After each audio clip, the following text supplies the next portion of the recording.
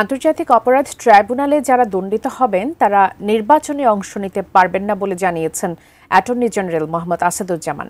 R debate for ডেমোক্রেসির chairman Hasan Ahmed Chowdhury Kiran বলেন, বিচারের মুখোমুখি না হয়ে নির্বাচনে অংশ নেবে আওয়ামী লীগ, এমনটি যারা ভাবছেন তারা আসলে দুঃস্বপ্ন দেখছেন। শনিবার সকালে বিএফডিসিতে ডিবেট ফর ডেমোক্রেসির আয়োজনে শুরু হয় জুলাই আন্দোলনের চেতনা বাস্তবায়ন বিষয়ে বিতর্ক প্রতিযোগিতা। সরকারি দল হিসেবে শেরে বাংলা কৃষি বিশ্ববিদ্যালয় ও বিরোধী দল হিসেবে অংশ নেন ড্যাফোডিল ইন্টারন্যাশনাল ইউনিভার্সিটির বিতার্কিকরা। একটি স্বচ্ছ নির্বাচনের প্রস্তুতি গ্রহণ করেছে আমাদের অন্তর্বর্তীকালীন সরকার এবং এর সম্ভাব্য সময় নির্ধারণ করা হয়ে গেছে। জুলাই আন্দোলনের চেতনা বাস্তবায়নে এ সময় যুক্তি তুলে ধরেন তারা। ঢাকা বিশ্ববিদ্যালয়ের সামনে দাঁড়িয়ে যখন আমার ছাত্ররা ৮ দফার দাবি নিয়ে অনশন করে, ঠিক তখনই পিএসসি সংস্কার হয়েছে মাননীয় স্পিকার।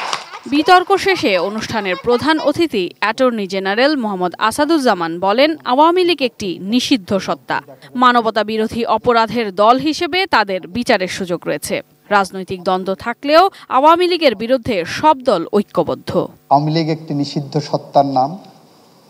এই নিষিদ্ধ সত্তার সাথে প্রত্যক্ষ বা পরোক্ষভাবে যদি কেউ ভূমিকা পালন করে, তাহলে আমি নিশ্চিতভাবে বলবো সেও অপরাধে সম্পৃক্ত হচ্ছে এবং সেই অপরাধের জন্য তাকে যথাযথভাবে আইনের আওতায় আনার যথেষ্ট সুযোগ আছে এবং আনা হবে। ফ্যাসিস্ট সরকার মানুষ হত্যা করেছেন, খুন করেছেন, গুম করেছেন, আইনে বলা হচ্ছে সেই সংগঠনেরও বিচার করার ক্ষমতা আছে।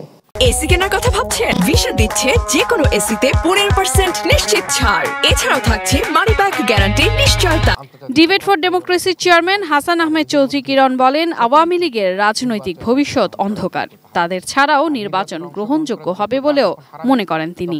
যদি কেউ নির্বাচনে অংশগ্রহণ করবার যোগ্যতা হারিয়ে থাকেন, তাহলে আওয়ামী লীগ ব্যতীত এই নির্বাচন অবশ্যই অন্তর্ভুক্তমূলক নির্বাচন হবে। যেহেতু তারা পালিয়ে গিয়েছেন, তারা বিচারের মুখোমুখি হচ্ছেন না, তারা দেশে আসছেন না, তাই আমরা মনে করি এই যে দুঃস্বপ্ন যারা দেখে যে আওয়ামী লীগ নির্বাচনে অংশগ্রহণ করতে পারবে, আমি মনে করি এই দুঃস্বপ্নটি অধরাই থেকে যাবে। সুতরাং আওয়ামী লীগের যে রাজনৈতিক যে বিলাস, সেটি অত্যন্ত অন্ধকার। প্রতিযোগিতা শেষে বিজয়ী দল হিসেবে শেরে বাংলা কৃষি বিশ্ববিদ্যালয়ের বিতার্কিকদের হাতে ট্রফি, ক্রেস্ট ও সনদপত্র তুলে দেন অনুষ্ঠানের প্রধান অতিথি ও সংগঠনের chairman. Sadia Nancy, ATN news, Dhaka.